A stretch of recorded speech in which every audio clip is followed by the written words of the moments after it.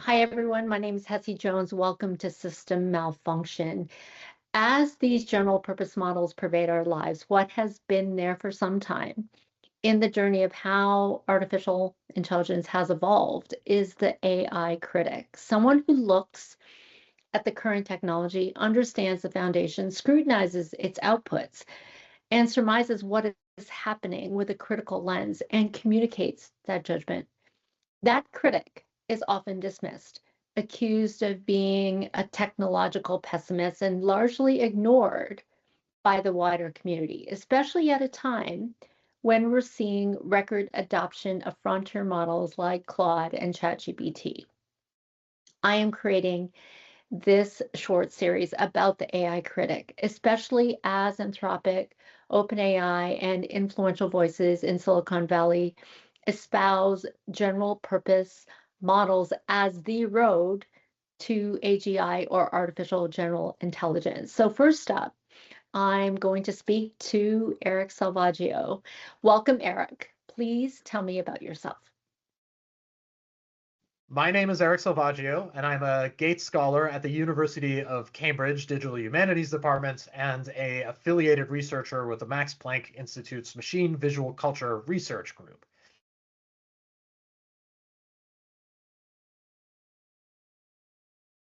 So, Eryk, I read your article, The Computer Science Fetish. It describes your experience as a self-pronounced academic critic of AI. You articulate the issue we see today, where most of the AI critics are being perceived as naysayers, constantly using triggered terms like bias, stochastic parroting, etc. And consistently, their opinions are ignored.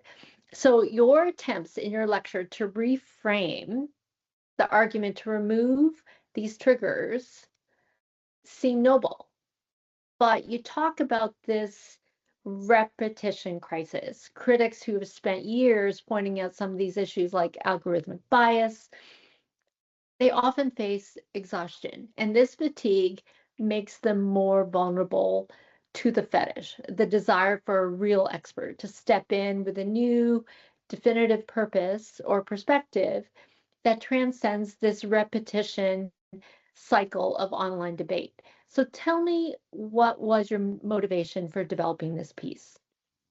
Mostly, I was just perplexed by the situation. I had given this talk at Berkeley and had written a kind of summary, or for some reason, I think what happened actually is that it showed up.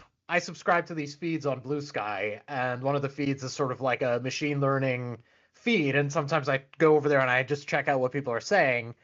And as a result of that, I'm often exposed to people who are not necessarily in the critical AI space, which is kind of where I tend to hover around.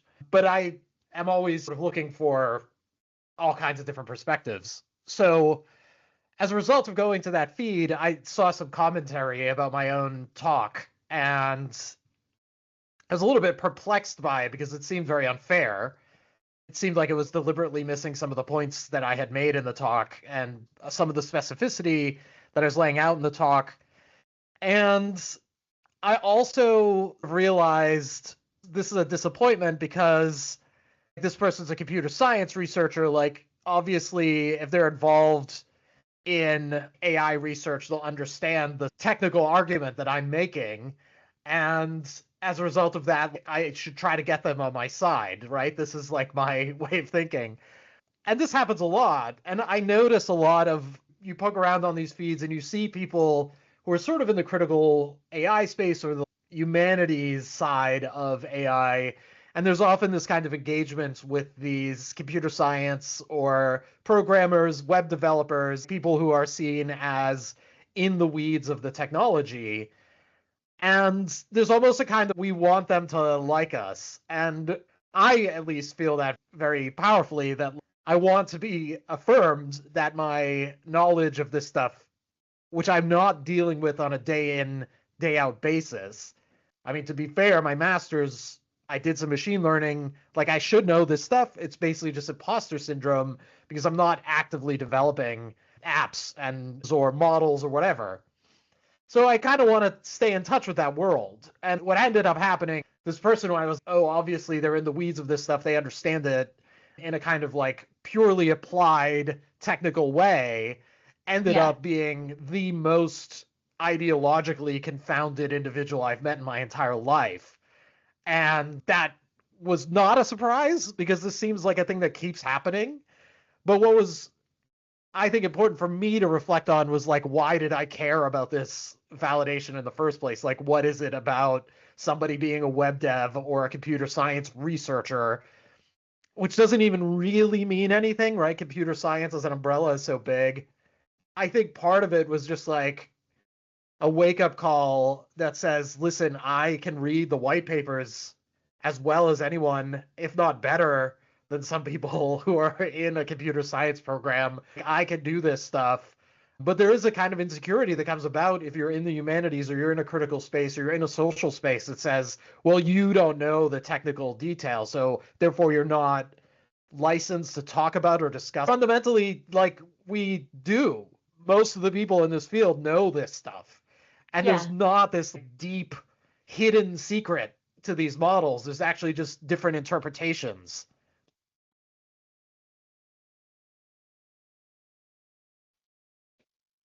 So, right. But for the most part, if you're grounded in the science, then where does this leap towards an ideology happen for those individuals in this process? Is he or she mixing those two things up? And at what point? I think that what happens with this technology is that there's something that goes on, and you have to come up with a mental model of what your, let's say, application. You have to come up with a mental model of how the code's going to sit together, what structure is going to happen, what's going to go where, when. And you have to come up with a kind of story about what's happening in that model.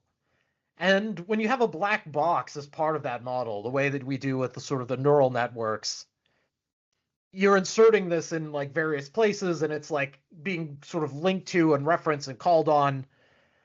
And you could make up almost any story you want about what's going on when you do that. You can argue that, oh, we're taking this picture and we're sending it to the black box and it's thinking. And you can think about that as a metaphor, or you could think about it as like it's actually thinking. And you could look at an array of the weights being re-weighted as based on what you're entering into the system, and you Yes. could say, oh, it's thinking, oh, it is rationalized, it's reasoning, it's imagining. You could tell all kinds of stories to describe what's going on in that process, which then creates a kind of foundation of your understanding, a kind of scaffolding around which you build your understanding of everything else that's happening.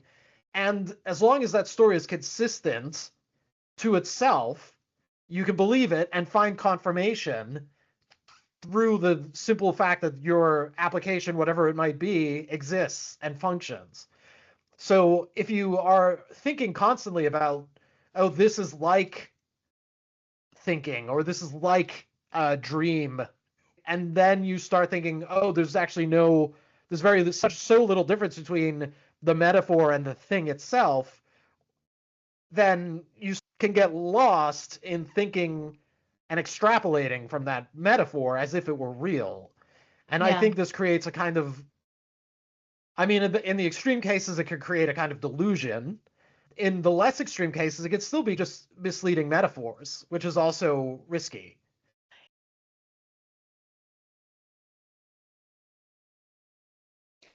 Well, in the beginning, like when people started using these anthropomorphic terms, they were very cautious about the words that they used because everything always ties back to how humans process information and behave.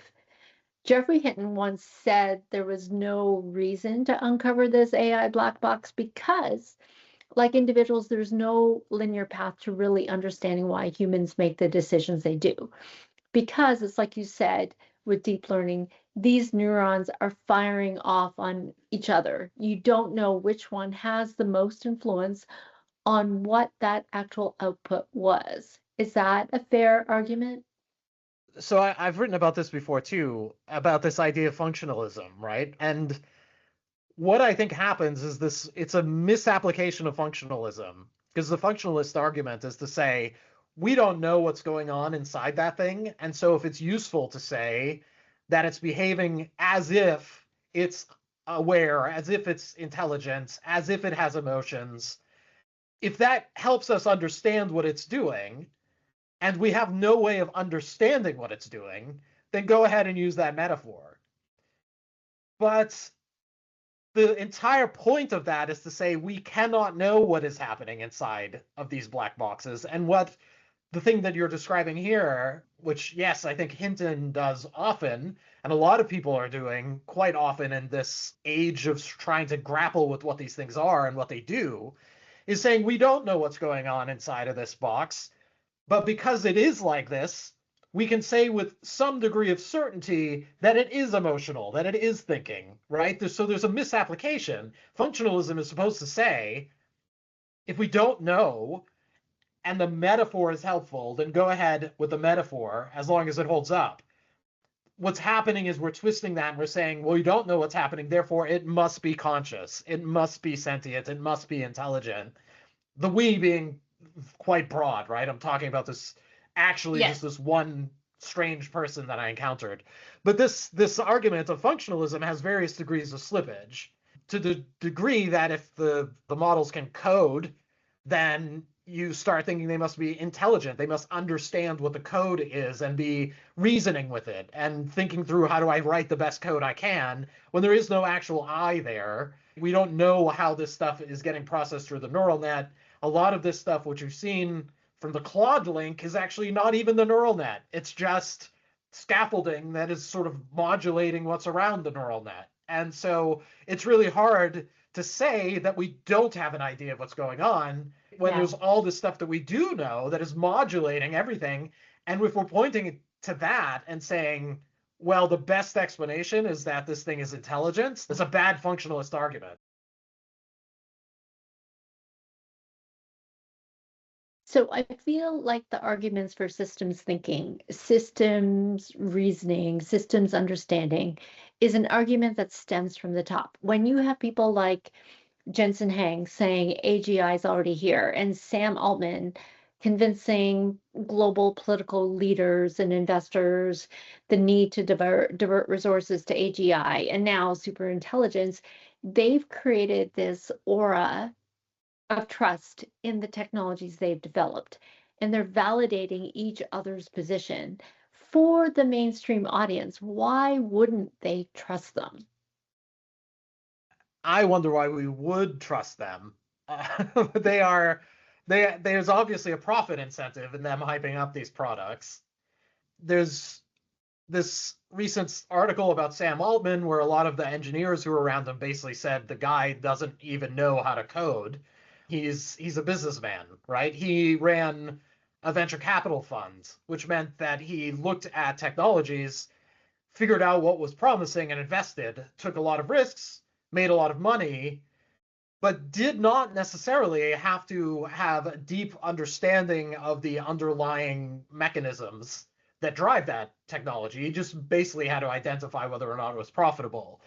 NVIDIA is really interesting, but one does wonder why a company that was essentially for making video games faster stumbled into this GPU revolution. And now they're basically saying, like, oh, yeah, this thing that we developed for video games was actually creating a new form of thinking. Well, was it on accident that they just built a video game that started thinking? Like, there's not a degree of intention to this process that reflects anything that is materially happening that makes sense retrospectively, that Right. once their technology starts getting used, they retroactively apply this reasoning to what the technology does. And I think in a lot of cases they do believe it. I don't necessarily know one way or the other whether or not they mean it, whether it's a con. I think there is something very persuasive if you're the head of a company that is at the forefront of an intelligence boom, whether it's OpenAI or NVIDIA, to actually start saying to yourself, oh, this is how this works. We've invested stuff on this frame that we have of understanding about scale and intelligence, right? This underlying philosophy of how this stuff works. it's easy enough to convince yourself to believe it, especially when you've just ridden a company to billions of dollars Yeah. in valuation, whether or not they're actually going to see that. But although Nvidia, obviously, right, they're making money. It's very unlikely that anyone who's built that company would start saying, "I don't know about this." They're going to ride it and they're going to believe it. It's a self-affirming mythology. And it's very difficult. The whole point of this functionalist thing is it's unprovable. So if you cannot be proven wrong and you believe that you're right because you're making billions of dollars off of this thing, you're going to keep convincing yourself you're right. But that doesn't necessarily mean that the underlying logic that you're attributing to your systems is correct. And it doesn't mean that we should infer certain types of understanding or designate certain kinds of capacities to these technologies without evidence, especially if we ourselves are not making billions of dollars off of believing otherwise.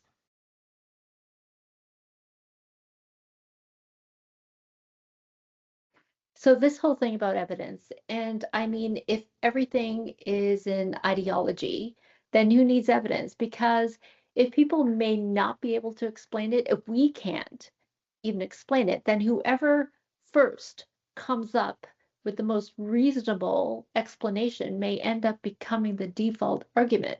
Yeah? I would push back that the most reasonable definition becomes the default. I think the most persuasive definition and the Okay. simplest definition, right? Because we do understand how these things work, right? We understand how the weights get updated. We understand this. This black box is not as much of the system as people often claim it to be. The Right. real fundamental mystery is just like what the weights are and how it decides. But we know what the weights are, like Right. we understand how they're being assigned. And we understand that they are relational. We understand that the data has an effect on what those relations are. And so we do understand more about these systems than is often led on when we say, well, we can't understand how they work, and therefore we have to come up with a kind of metaphor of intelligence or reasoning or thoughtfulness or however intent, however you want to call it. Any of these things that we're inferring has to pass the test of actually looking at the architecture of these systems and saying, can we understand this in a different way? And the other thing is to say, what benefit is there to having a metaphor that is fundamentally dehumanizing, right? To say that this thing does exactly what an artist does, if you're talking about a diffusion model, which is maybe my favorite example because those are so demystified, right? But in the early days of these things, everyone was saying if it can make an image, it's creative, it's an artist, it's thinking intelligently, it's creating images out of an imagination. But every single step of that process is essentially applied mechanistically, measured by mathematics. We understand how they work in a way that we didn't when they first came out. And it is not intelligence or creativity. It is a mathematical process of noising and denoising. And large language models are largely the same. And I don't want to say that they don't do anything or that they're stupid. They're not stupid. They're complex, but they aren't thinking, and that's a real distinction.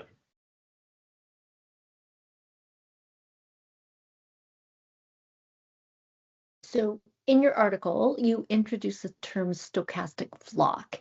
And let me quote you on this. Emily Bender, Timnit Gebru, Angelina McMillan Major, and Meg Mitchell describe LLMs as stochastic parrots, systems that reproduce statistically like patterns from training data. And this frame holds. But now these systems are more complex, you say, and even more inscrutable. And the temptation to attribute thoughtful intent to text must now be extended to code. So you say that these agentic systems stack these pairs into interacting outputs. And it's similar to a high frequency stock trading algorithms, but for the production of code and language. So let's dive into this one and why we should be worried about current agentic systems.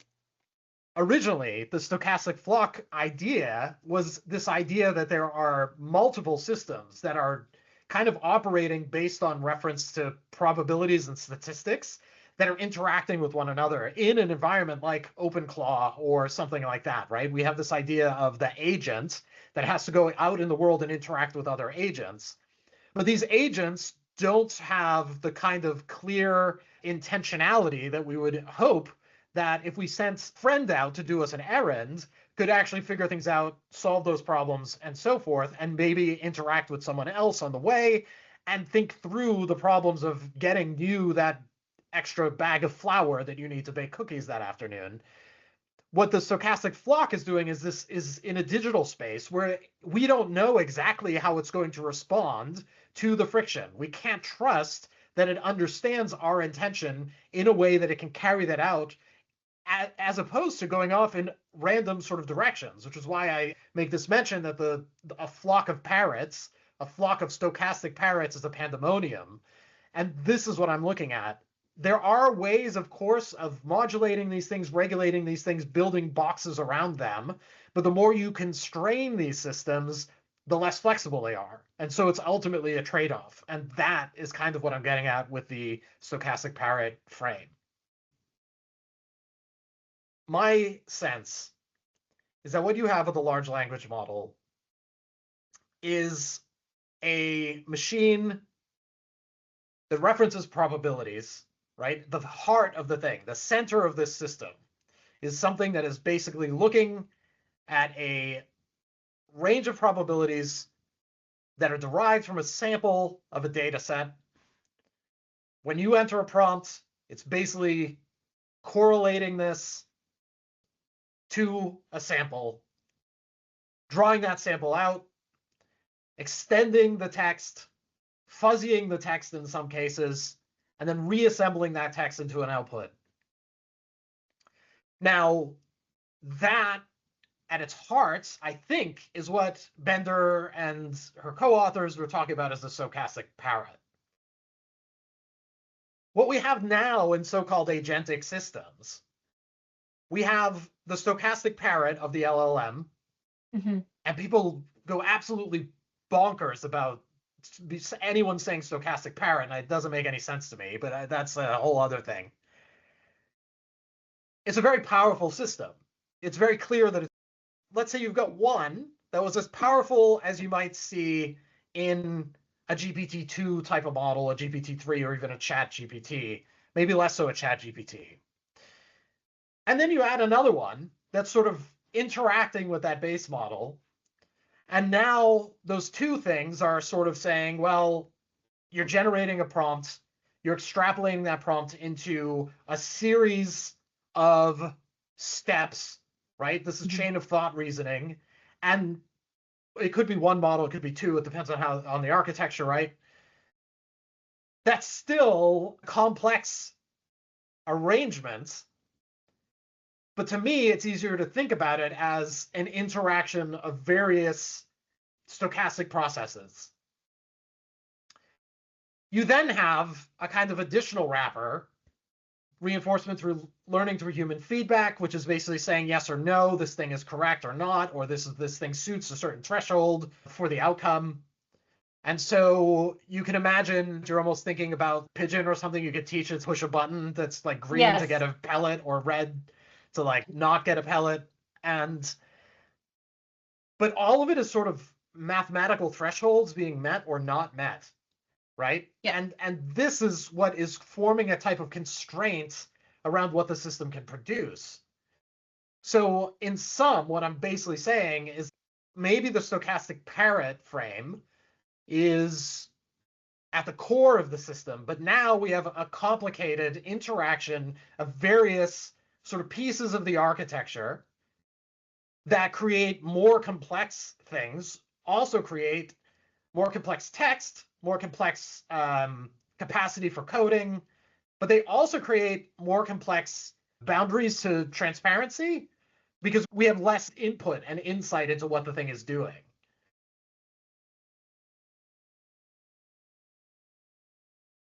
Okay, can I stop you there? Somebody said to me the other day, because we were having this argument about whether or not to trust the outputs that came out of ChatGPT and whether it made sense to him.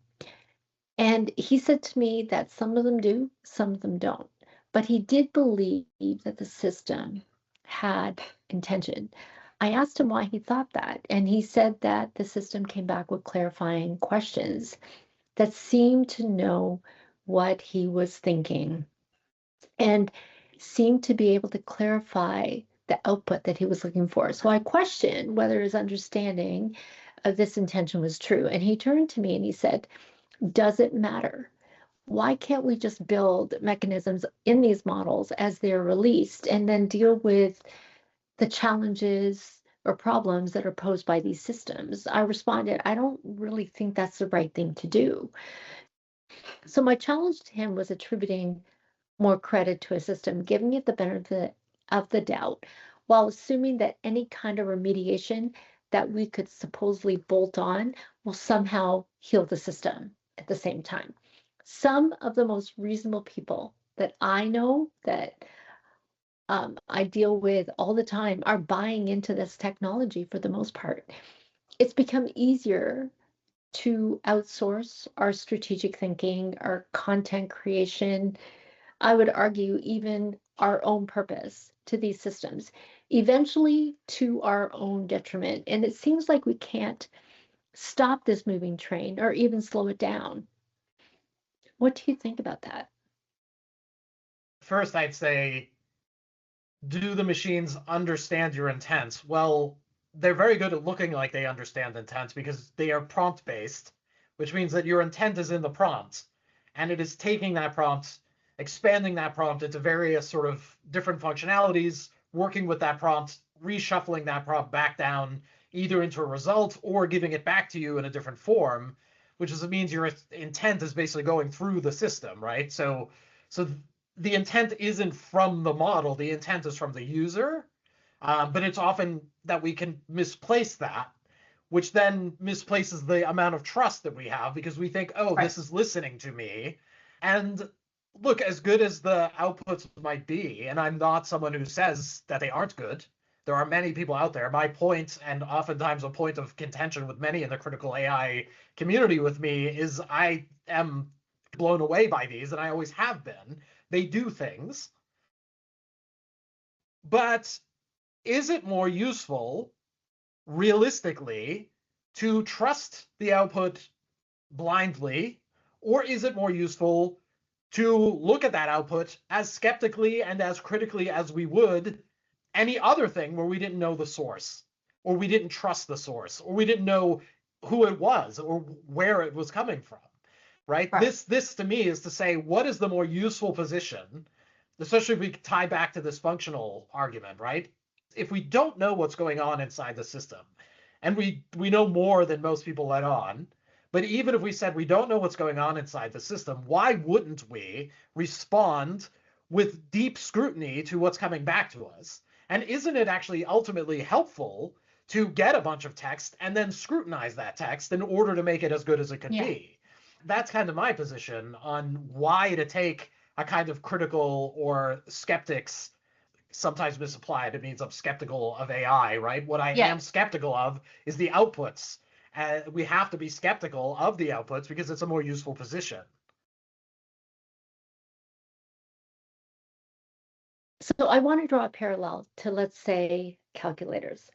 When they were introduced, I'd say circa mid 1970s, people said, you know, you're screwing with people's ability to learn how to do math, how to calculate, how to analyze. But was there a point when we basically said, whatever comes out of this calculator, it's always going to be 100% right? At some point in time, there must have been some skepticism around the technology that was introduced at the time. And because of that, speed of calculation, which humans cannot do. There's this argument that seems to parallel what's happening today. Just because of the speed at which these language models can analyze, can aggregate information far faster than what I can do. And in some instances, what people may justify is that even through their validation, the output is better than they could do in any short order. So, do you think we're getting to that point where there will be this broad acceptance to that calculator? I wouldn't. I would say that four times four is 16. I love you means infinite things, right? And so what you have with a calculator is a system that is basically it's a range, it's a mechanistic process that follows a set of rules, right? And mathematics was designed to be internally consistent. Whereas language is extraordinarily open-ended, leaky, it's up to interpretation. There's all kinds of ways that it can go wrong. And honestly, this isn't even an argument. And I think this is a big case about a lot of what we discuss about AI is that it's not actually about AI that we're talking about, it's language. And it's what we're talking about are the limits of language, right? Where does language get its authority from? It's not that it's internally consistent the way that mathematics are. It gets its authority because we rely on trust in a social context to say, this person has a reputation to maintain. They're not going to lie. This person is a lawyer. They're not just going to make up case files and present them in my legal proceeding. So we have to assume that there is a degree of self-criticality within the people that we interact with through language. What's absent in the LLM is any kind of internal accountability for how that is. We don't know. So we have to learn to trust the system, which doesn't mean trusting the language model. It means trusting the companies and the safeguards and the boundaries and the interpretation sort of mechanisms that they put into their models. We have to trust the reinforcement learning through human feedback. And if you want to do that, go ahead, but think carefully about what you're trusting. You know what I mean? Yeah. Who are you trusting? Where's this authority actually coming from? That's the type of thing that I think is the critical and the critical AI is where is this authority coming from? How do we ask questions of it? How do we understand what we should trust or reject when it comes from something that has no internal authority, which is why this idea of intent, just to come full circle, actually matters. If you think the machine has intent, which is technically impossible, I think, no one has ever been able to point to there's tons of evidence that these things make errors or generate errors, right? I don't want to call them lies, but they give you text that does not mean anything in correspondence to reality. So we know that that happens. And so the question becomes, do you trust this person who is doing that to you repeatedly? Right. And I would say no, you should. So there's two things that you said that I thought was interesting, especially on the rational side, because I was talking to John Haven, who is the global head of ethics for the IEEE. And he was saying that when it comes to human consciousness, the West believes in rationality.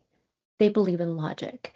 The Eastern philosophy, when it comes to human consciousness, puts a priority on relationality. So they say that communities are the basis of intelligence, right? It's the collective that surfaces something new that nobody had thought about potentially as an individual. So that's a big deal because, as we know, much of the algorithms that have been developed are very much Western centric. So if you take into consideration two-thirds of the world's population believe in a different form of consciousness, they're already being dismissed. So that's one thing. The other thing is we don't know how these outcomes are necessarily surfaced. So, like with at least Google search, there was an authority ranking, there was a relevance ranking. So, for the most part, it became this standard for search. If somebody had done research, if they had so many books written, if they were considered notable from the definition of Google, it was those outcomes that would be priority in terms of authority. This, I think, is missing. And I would assume that these large language models, because they're outputs, we don't know what necessarily drives relevancy. Even if we ask for a reference. We don't know to what degree it has influenced the final output. What do you think about that? It depends on the system. I mean, when we're talking about AI, it's always important to be very precise. I mean, there are systems for retrieving very specific lines of text, right, from a system, and sometimes you see large language models that are kind of built in conjunction with those RAGs and this kind of thing. So there are certainly ways of pulling references to text into the thing. And so I think when we build systems in that way, there is some accountability, but importantly, it's not to the language model, it's to the person who wrote the paper that the language model is citing. And so if the same system were to retrieve a paper and give me a line of text, but not tell me where it came from, I would still be less interested in that line. I would be less trustful of that line of text than if it told me where it came from and said that it came from this paper. Important to just be, I think, like very specific about what we're talking about with the language model, but also to say, where are we attributing this knowledge? It's not the language model telling me that the fact that this researcher researched is true. It's the language model pointing me to that, in which case it is operating essentially as a search engine. And that's true in a way. But if it worked just like a search engine, then it would leave the decision up to us to look at the top 3 or 4 search results and then do further research to validate that. But the output today in these chat bots, it actually develops a summary of the things that you're looking for and automatically provide the top ranking articles or references based on some kind of internal influence criteria. And what do they determine rises to the top? Unlike search engines, which typically give you the top search results and also give you second and third page rankings, that's not necessarily being done today by these large language models. They only surface the content output for these systems based on the information that they think we need. Are we not getting to the point where people are going to say, hey, it did a great job? I don't think I have to do anything further. People like you who scrutinize the technology will increasingly become the minority. I think there's something really interesting about the conversation too around productivity and these things, which is to say that there's kind of a race now in which there's this belief that everybody is being more productive who's using these language models, and therefore we have to catch up to the people using these things in order to be as productive as they are. Meaning, if you're a journalist, you have to use a large language model to do your transcriptions, summarize your transcriptions, because you don't have an hour anymore. And you could do 2 interviews, or you could do 1 interview. But if you use the AI, you could do 2, in which case you're kind of losing something about the whole process, Absolutely. but you're twice, quote unquote, twice as productive. But there's something about productivity and the way we measure productivity that, just numbers are not necessarily reflective of true productivity. I talk to people who work in all kinds of spaces in code. I know people who are getting hired. We've seen it online, people advertising that they will come in and they will repair your vibe code. Is that productivity that you need to go to an outside consultant to bring in, pay them at a premium to fix the code that your vibe coder couldn't do? I also hear all the time about shuffling around of this productivity, that somebody is using an LLM to generate copy or whatever, or code, and then they pass it down the production line, and the next person in the production line has to look at it and say, actually, this is full of bugs, and I'm going to fix it because I have the knowledge to identify these bugs. Clearly, the person generating the code didn't, which means that now if you're further down the production line, you have more accountability, more responsibility, and more work. So it's not to say that you can't do kind of cool things like quick, rapid prototyping. You can certainly get a quick overview of an hour-long conversation, but there's limits to how that works, right? It tends to overemphasize commonly repeated things as opposed to the most salient thing, for example. So you can lose some things in the translation. And so really it's what we're talking about is this pressure to produce, and we're using kind of shoddy tools to increase our productivity, but like what's the ultimate points? Like is it should we say that maybe one interview in 2 hours is a human level as opposed to saying we need to get three done? Is there a human pace that we are sacrificing? And what's wrong with that human pace? What is the reason that we have to transcend that human limit of what we can do in a set amount of time? I agree with you that productivity will depend on whether or not you're getting a better outcome for a reduced cost. The one thing that companies haven't been able to measure is actually revenue. Are they making money out of these things?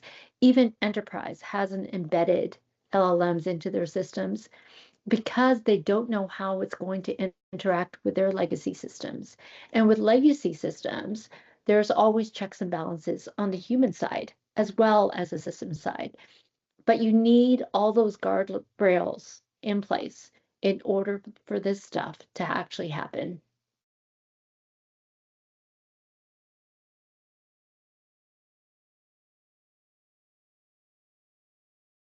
Yeah, I remember Yoshia Bengio, who I saw speak in February, and he spoke about the need to regress to these mathematical models that work, mainly narrow AI, that gives these models less agencies and humans more control.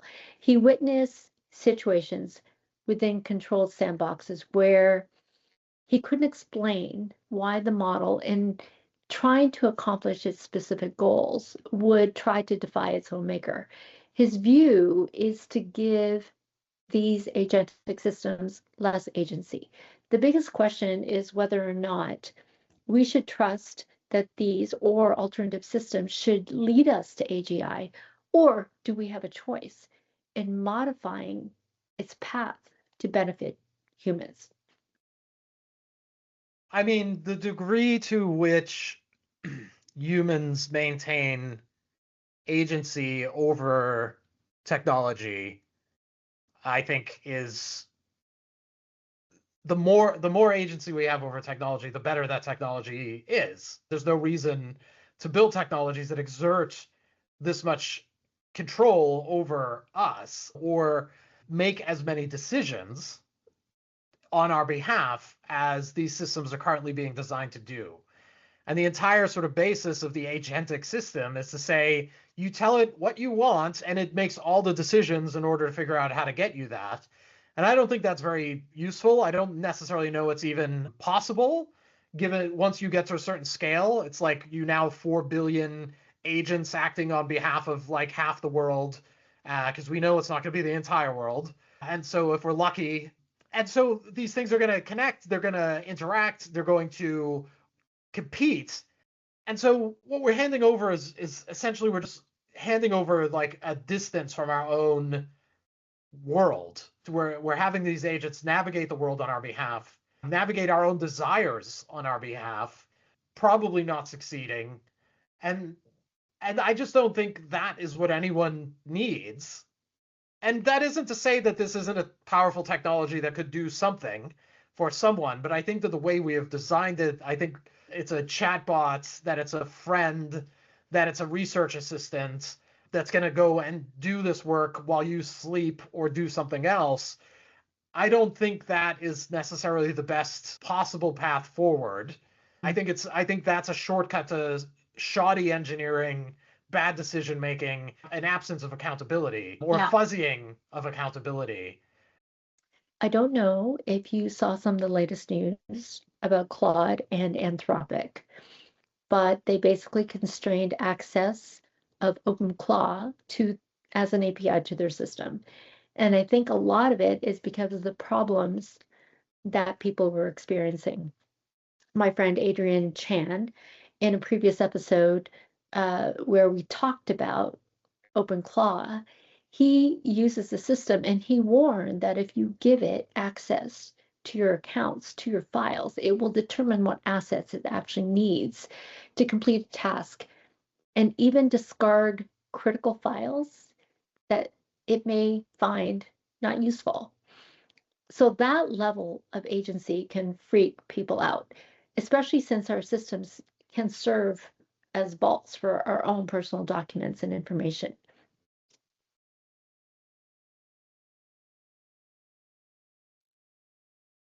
So one last question, Eryk, and I thank you for all the insights that you provided today.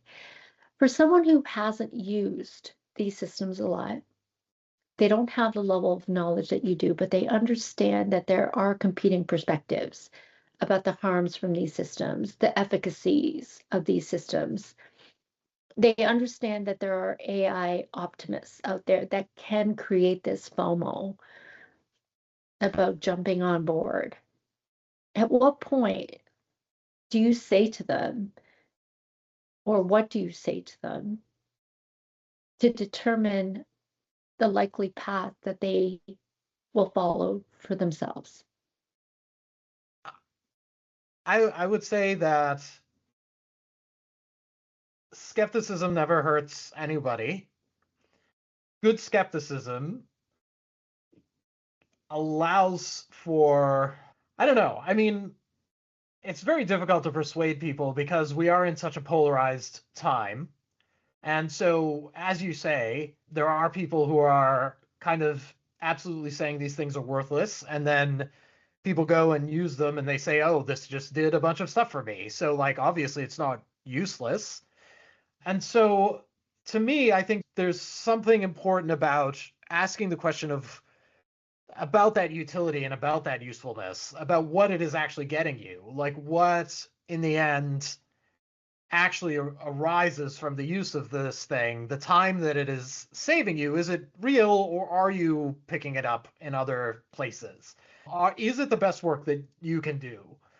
We also have to think about the kind of capital E ethics, right? Which is like, do we want something built on, we don't know where this text came from, it's not paying people who contributed this text? All of these problems are still real and still there.